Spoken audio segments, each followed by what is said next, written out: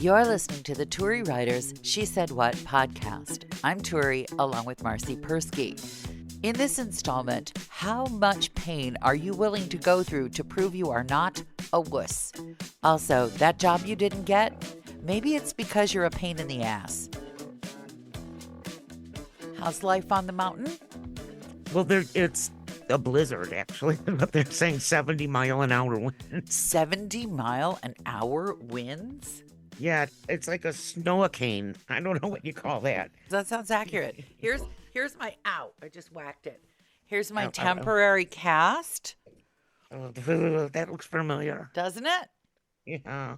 And, yeah, the two of us, we should be careful about all the things we share together. We should change this to a medical podcast. There you go. File it under medical. Except I'm so full of bad advice. I don't know we could get sued. Well, you can do a disclaimer. Warning, all the advice you are about to receive on this podcast is completely made up, unverifiable, unprofessional, completely not to be relied upon. And you know what? By a Jewish mama. By a Jewish mother. But here's the thing that is weird about that. It's amazing. I have a friend who is a rather famous podcaster and former air personality. You know him. And he uses a lot of characters on his show. Mm-hmm. And when he was on the air, at first he didn't tell people. And this resulted in some strange incidents. Like one time he did a character of an escaped convict and the police showed up at the radio station. And another time he was a sports person and again the cops or the sheriff showed up for an autograph, I think. I mean, it's just wild. But he's been doing disclaimers for years. Like all the characters that you are about to hear on this podcast are entirely the podcast host. They are made up, they are not real. And still People think that they're there. yeah, you can tell people right to their faces, this is horsewash. And they just carry on as though you've said nothing at all. It's the damnedest thing. I don't know. I guess it's the same with COVID misinformation. You can prove to people. You can prove to people that, heart dewormer for dogs does nothing, but they'll just carry on. Well, you have to tell your cousin, brother, Uncle Jeff, who can tell your third cousin twice removed. And they're the ones that have all the information. Of course. And they're posting it on the internet now. Mm-hmm. Well, you know what? I used to say that the number one problem in this country, this is my opinion only. Your opinion. Is education. That people are just stupid. But now I'm thinking that, instead of better education, what if we just don't teach people to read? I like this. Cut reading right out of the whole educational curriculum. That may be the solution. And then people will have to say stupid things to your face because they can't read. Although voice dictation may ruin that opportunity for you. I don't know. I'm going to have to work on my curriculum to fix society. I've been using voice dictation because my arm, the one that I fell on the ice on that I was sure was sprained. Mm-hmm. I have a broken arm, and this has produced any number of interesting conversations and feelings, this broken arm. First. And let's say it's your dominant arm. Tis, and that's a very dominant arm. I'm absolutely left-handed. I was very excited to have a chance to put into practice I am not posting any pictures of myself under medical care on social media policy. That's. I think I put up one cast picture. Well, your cast is a work of art. Yes, it was. Yes, I don't know if you put up your stitches. You might have. No, I didn't. Those made me barf. I didn't want to let anybody else see them. There's a lot of hospital gown footage up on the internet of people's socials. And whenever I see it, my first thought is for the poor person in the ER. And my second thought is anyone who ever takes a picture of me in a hospital gown and puts it on the internet is never going to be my friend ever again. I will not. And then I move along to, and furthermore, I don't want to see anybody's cast. I don't want to see their IV drip bag. I don't want to see their turning purple limbs. I don't want to see any part of any of it. Yeah, I'm very squeamish about that kind of stuff too. Like even with myself, I belong to a lot of animal rescue kind of things, you Oh, know. yeah. And yeah, I get really mad when people like put up a picture and say, "Here's this dead dog on the side of the highway if it's yours." Because it's never mine, and I don't want to see it. I've never But seen down in the that. comments, I've I never get seen tons of that. them. What I get is this is the condition in which fluffers came in, and look at this terrible, sad thing that we're having. Send money, please, so we can give him or her the care that fluffers needs.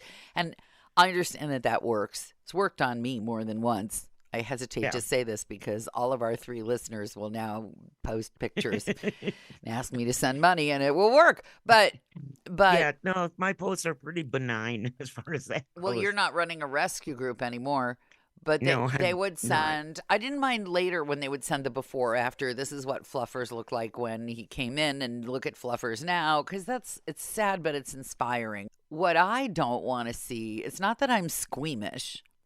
Although I learned I that I am somewhat squeamish, more squeamish. I've learned a lot of stuff with this broken arm and yeah. other things. For example, if you tell me details about my broken bone, I will throw up. Welcome to my world. I'm the queen of squeam. I, I'm so I squeamish. had to It's say to the doctor, normally I like to I'm have just like, all the medical information, but please stop. Please stop talking about my broken arm and where I know I can't. I'll puke. And so he was good. He said, okay, I'll stop. And then he handed me like a puke bowl. And I felt comforted somehow. that's me every time I go to the doctor. Yeah, that you can ask Frankie. I mean, I couldn't even like handle watching them take the stitches out. I mean, I couldn't look. I don't think I I had would my look at eyes that. No, I closed wouldn't look at so that. hard. No. Yeah. Okay, I changed my mind. We're not going to do a medical, Okay. but No let's medical talk about podcast. chicken soup But recipes. wait. So now what's bothering me isn't just what happened to my arm. It's thinking about the 2 weeks that I thought it was only sprained and what I was doing with it while it was actually broken. And that made me want to hurl again. So, No, that makes you badass. yeah, well, this is what I want to know. When do you skip over from being a badass To being a dumbass. yes, from badass to dumbass? What's that trajectory look like? You know what? That's pretty much been my whole life. So I Uh, should write a book. That you would be the title, From Badass to Dumbass. That would be a good title. Do that book. Okay. Absolutely. There's a certain member of my family who shall not be named and who never listens to this podcast, but somebody would tell this person about it anyway. And this person is famous in the family for having zero pain threshold. I mean, a pain threshold of like if if if you if you accidentally stuck this person with the eraser end of a number 2 pencil, the person would howl and request a visit to the emergency room. So, my greatest fear is to become that thing that, I need to go to the emergency room, I need to go to the hospital, I'm dying and everything's wrong and it's broken and A it hurts and it wuss. hurts and it hurts. I don't want We to call be that a a wuss. wuss. Yes, yes. The big fear for some people, me, is of being a wuss. If you fear being a wuss, what's the point where you go, this is like a math equation. If Sally fears being a wuss, how much whoop ass should she take before she goes from being smart ass and hard ass to dumb ass? Show your work. Yeah, yeah. Well, it's just like when I broke my ribs, I waited a week. Yeah. No, Although, to be fair, there's nothing they can really do for your broken ribs, is there, other than tape them down? What can they oh, do? they don't even tape them anymore. Right. That's right. Well, I needed the uh, Corroboration, confirmation. confirmation. Ah. Yeah, I needed somebody to say, yeah, you're broken. You're not just bruised. Because I Oh. felt like a wuss. Speaking of wusses, I have yet another wussification of America. I've got a, and it melds nicely with a get off my lawn. Yeah. One of the things I was horrified that I did with my broken arm was clean this little apartment that we are going to be renting out. You and I have spoken about the entitlement of 20 somethings, right? Yeah. We've gotten a big snootful of people saying things like, let's see, there was one woman who applied for the apartment, and we showed it to her and we said we'd be cleaning. And then she wanted to know, were we going to have it professionally cleaned? And I'm thinking to myself, well, why is a professional cleaner better than me? But this was a sticking point for her. So we let her wander away. Bye-bye. Right. Then we get this other person who seems perfectly fine. And she starts in, since you had the open house, are you planning to have professional cleaning? And I'm thinking to myself, you saw that everything was clean. What exactly do you think that 6 people walking through an apartment did to it?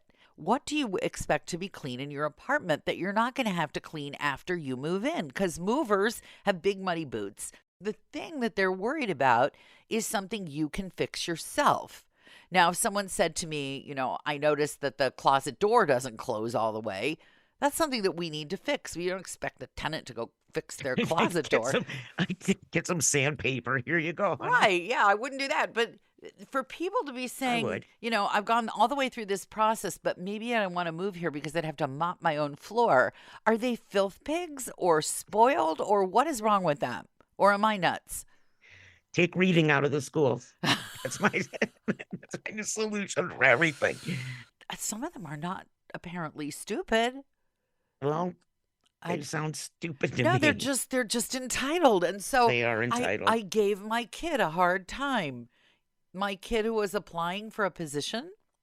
Mm-hmm. And the recruiter said, well, would you move to this particular state? And he said, no. And I thought, okay, well, he's got a job. He can choose. He doesn't have to move to this particular state. By the way, a state I wouldn't want to move to either. Whisper it. I'm not. I can't read your lips. Florida.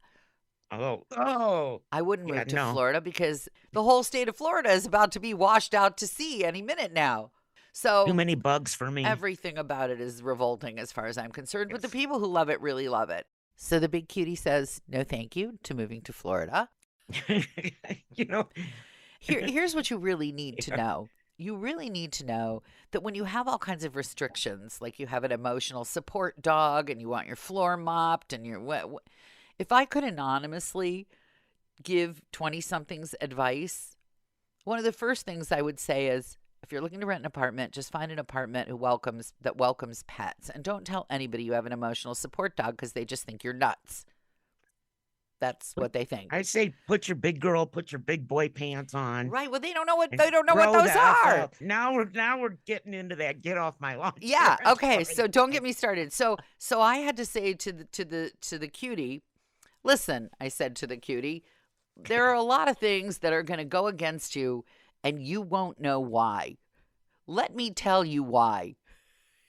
The recruiter or the boss or the manager, those are all people my age, your mother's age. That's who's doing the hiring. And when we hear, I have to bring my emotional support animal to work, and when we hear, I'm not coming to meetings, we just go, okay, fine, thank you. And then we get off the phone and we go, next.